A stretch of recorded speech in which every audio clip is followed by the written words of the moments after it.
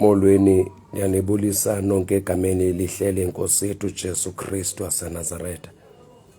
Kunamazwi nje azokwenza ukuthi ududuzeke namhlanje before all suku siluqede. Ngizoba mfutshane kakhulu, maybe ngayi 5 minutes.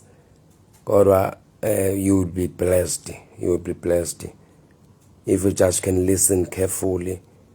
Le message iye kubantu nje abaluza ithemba empilweni, abantu abacomplainayo, abantu abaluza ithemba, iye kubona le message.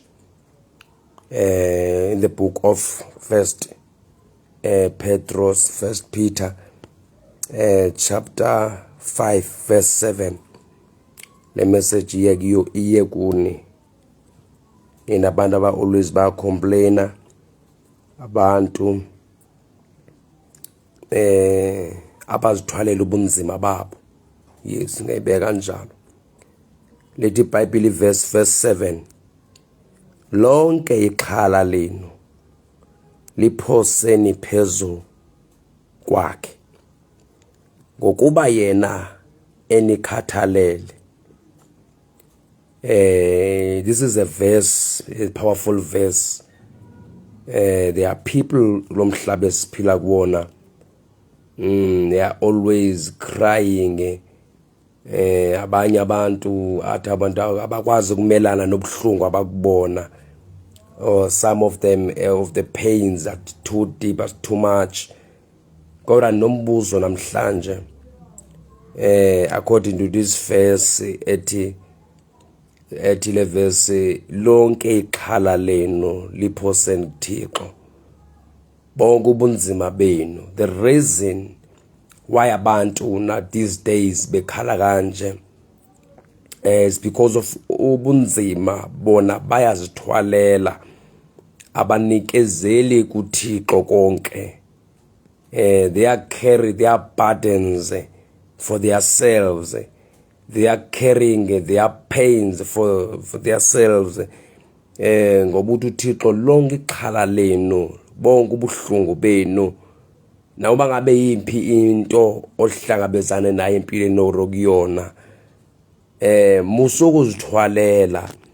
The reason why most of abantu abasebuhlungwini ba end up sebe commit suicide, sebefuna ukuzibulala, the reason why abantu aba bayazithwalela ubunzima babo. There's only one thing uJesu akayichoyo, uthi carry your cross and follow me. The cross of Christ Jesus. Carry the cross of Christ Jesus Christ. Into emele thina sibe siyayithwala is the cross, not pain, not burden,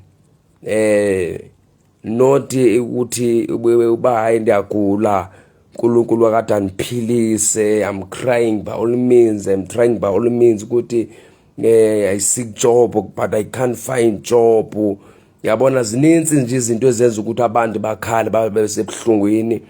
Kodwa namhlanje ngifuna ukuzothetha nabantu namhlanje abazothi ndifuna ukunikezela kuThixo konke, andifuna ukuzithwalela ubunzima bami, obuhlungu bami andifuna ukuzithwalela.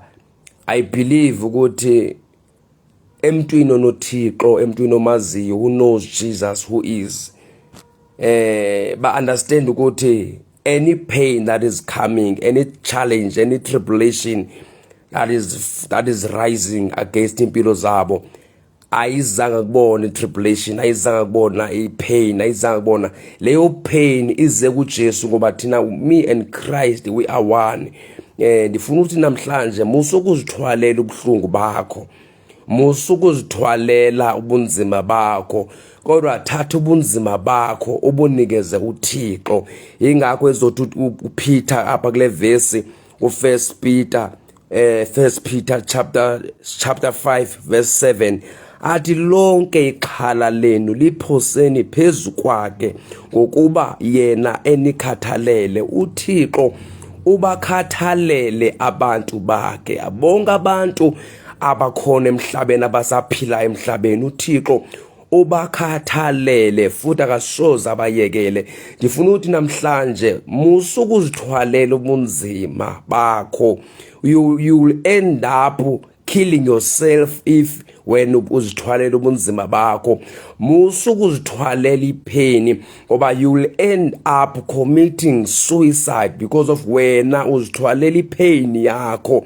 Thatha le pain uyinikezele uThixo, thatha lobu buhlungu ubunikezele uThixo, thatha lobu bunzima ubunikezele uThixo.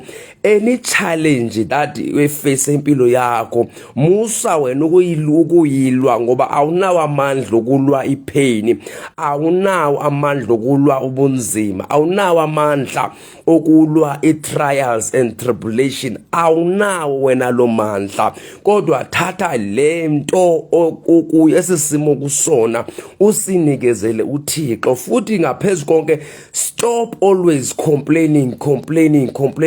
Or you'll end up ukuthi God doesn't answer any prayers. Yabona, ngoba uzothetha negative, you'll end up speaking negative in this life. You'll end up speaking negative. Musa ukuzithwalela ubunzima, musa ukuzithwalela ubuhlungu. Allow God, give God any heavy thing. Yabona, yona into umele uyayenza as a human being is to carry your cross, and follow God and follow Jesus Christ. Ngoba nemihle esiphila kuyona abantu banamhlanje bafuna ukuzithwalela, futhi abantu banamhlanje bafuna izinto ezisheshayo. Asikwazi ukufumana izinto ezisheshayo. Izinto zikaThixo ziyalindwa. You must wait for the right time. There is this thing abantu abahlala njalo beyitsho beshumayela ngayo, but in life, never give up. In this life, never give up. Apinati, no one. Ati, it kola it's not yet over. Yes, it's not yet over until God says it's over. Wait for the final word of God. Wait for the final word. When Oma wenze, give to God. Take your pain and give to God. Take your burden and give to God. Into omele uyayenza le ungumuntu. Thatha ubuhlungu bakho umnikezele kuThixo. Never blame God. Noba ngabe isiphi isimo, never blame God. Noba ngabe bobuphi ubuhlungu obubona, never blame God. Noba ngabe abantu balwa against wena, never blame God. Noma ngabe kweyiphi situation ongene kuyona or ulala ungadlile, don't blame God. Noma ngabe you need something like you need money, but don't blame God. Yabona, noma ngabe ifamily yakho kunzima, ifamily yaxabana ba imichat yabhidlika, noma ngabe isiphi nje isimo nje obhekene naso. Yabona, when uyasazi ukuthi sesiphi isimo obhekene naso, kodwa ufuna ukuthi musukuzithwalela ubunzima.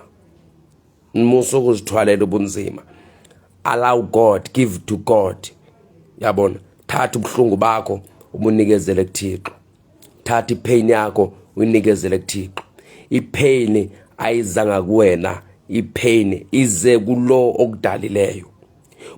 Ubuhlungu mele buviwe ulo okudalileyo. Ifana nalento. Uba ngabe umuntu uthenga imoto. Uma sekethemba imoto ehamba ngayo imoto ibese yagula. Ipain ayiviwa imoto, kodwa ipain iviwa ngumnikazi wemoto. Kanjalo noThixo. Uma uThixo njengoba wadala thina bese kuyasibeka emhlabeni, ubuhlungu abuviwa ngisithi, kodwa ubuhlungu buviwa ulo osidalileyo, abe sekuyazama ndlela zonke ukuba kulunge lento ayidalileyo. Umuntu try by all means ukuthi athathe imoto ayiseke komakhenika. Then omakhenika babe sebeyayichenika imoto ukuze imoto ibe right. ngoba imoto ayiva buhlungu, imoto ayizithwaleli bunzima, imoto ayizithwaleli pain. Noma ngabe imoto ingachayiswa imoto, kodwa imoto ayicomplain. Nomuntu kanjalo bekusabuza uphile emhlabeni akacomplain, uthatha icomplain yakhe, uthatha ubuhlungu bakhe, ngoba ubuhlungu buviwa nguThixo, ubuhlungu abuviwa ngumuntu.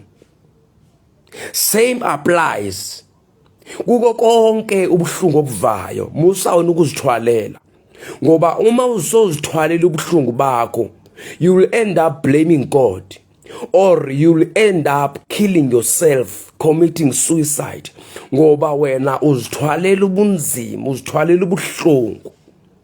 And sozukwazi ukunqoba impi elwa nawe, impi ithathwa inikezela uThixo, ngoba uJesu wafa kwakanye efela thina, wanqoba konke.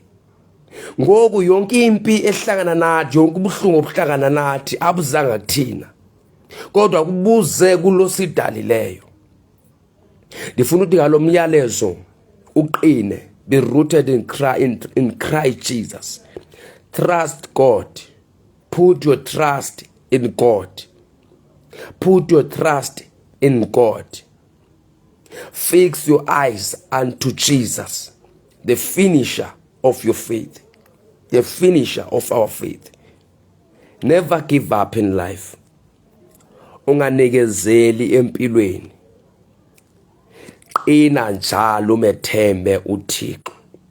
Musa ukuzithwalela ubuhlungu.